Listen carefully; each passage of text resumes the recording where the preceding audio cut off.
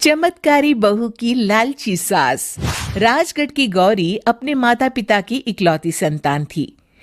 गौरी के पिता मेहनतकश किसान थे। वो सारा दिन खेतों में काम करते। गौरी अपनी माँ का किचन में हाथ बटाती।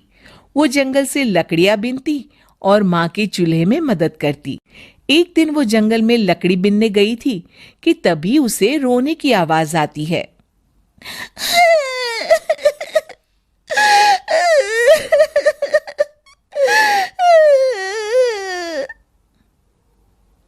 अरे, यहाँ कौन रो रहा है? इस जंगल में भला किसी के रोने की आवाज? जरूर कोई जंगल में फंस गया होगा।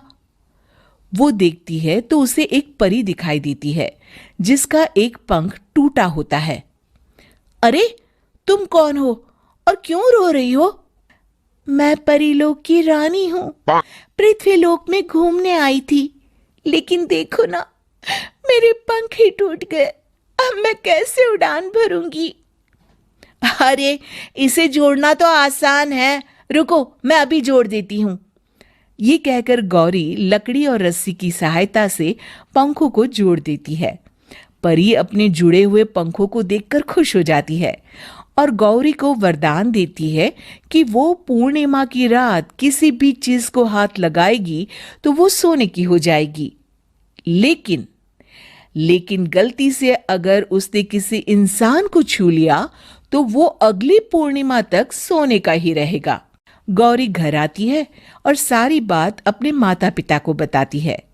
गौरी की माँ उसे कहती है, तू भी ना गौरी, सारा दिन परियों की कहानियां पढ़कर स्वप्न लोक में ही रहती है।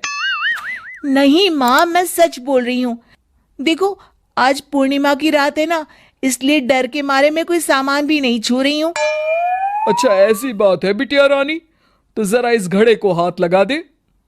गौरी घड़े को जैसी ही हाथ लगाती है वो सोने का हो जाता है। गौरी के माता पिता घड़े को देखकर हैरान रह जाते हैं।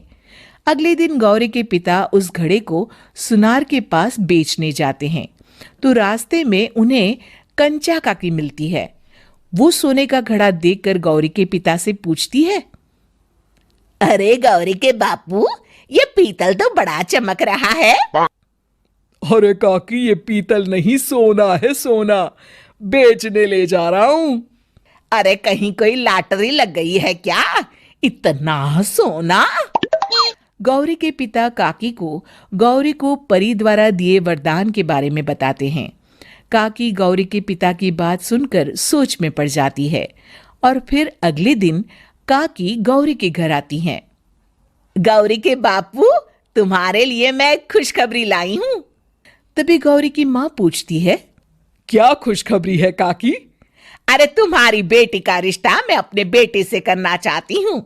अरे, कब तक अपनी सयानी लड़की को घर पर बिठा कर रखोगी? हाँ, देखो काकी, मैं ऐसे ही व्यक्ति से अपनी बेटी की शादी कराऊंगा जो गौरी के वरदान से नहीं, उसके गुणों को समझे। अरे, हमें तो गौरी के गुण अच्छे लगे, इसीलिए तो आ गई हूँ मैं। फिर गौरी के माँ बाप मान जाते हैं और उसकी शादी काकी के बेटे से हो जाती है। अगले दिन, अरे गौरी, कल पूर्णिमा की रात है।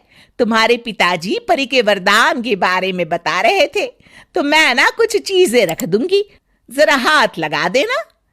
तभी गौरी का पति वहां आ जाता है और अपनी माँ से कहता है, माँ, क्या जरूरत है गौरी के वरदान को इस्तेमाल करने की? वैसे भी मेरी मेहनत से घर तो चल ही रहा है ना।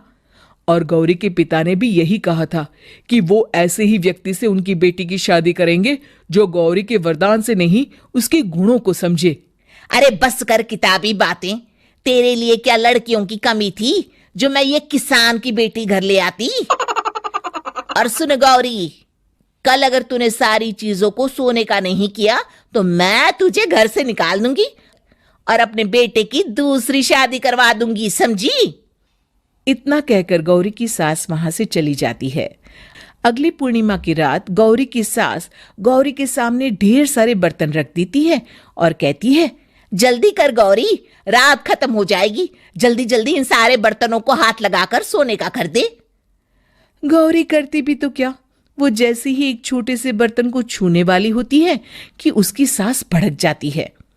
क्या मजाक बना रखा है? इतने छोटे से बर्तन में क्या होगा?